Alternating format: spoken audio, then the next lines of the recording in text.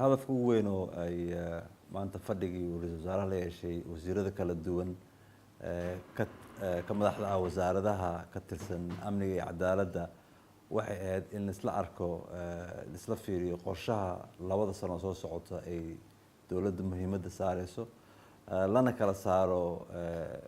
waxay yiraahdaan priority of the priorities ama muhiimadda ugu mudnaan badan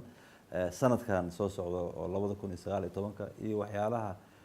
ra-iisul wasaaraha iyo wasiirada isku gartaan inay tahay in la soo dhalaanay u baahan marka wasiir walba wuxuu la yimid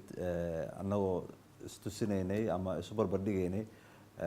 waxa annaga xafiis ahaan noo yaala xafiiska ra-iisul wasaaraha iyo waxa xafiiskooda yaala inaan isku mawduuc nahay isku baalna ka nahay meesha loo socdo marka waxay ahayd in isla afgarasho oo aan ku talagaleyno waxyaalahan rabin inaan fulino sanadkan hadduu ilaahay raali ka yahay maanta waxaan sameynay wasiirada sidaan sheegay wasaaradaha ku jira amniga iyo cadaaladda berito iyo saa dambe ayagana waxaa lala kulmi doonaa wasaaradaha ama wasiirada ka mid ah gudahoosaadka siyaasadda loo dhan yahay kadibna gudahoosaadka wasaaradaha ka tirsan ee arrimaha horumarinta dhaqaalaha kadibna waxaa loola shiri doonaa wasiirada ka tirsan gudahoosaadka horumarinta arrimaha bulshada marka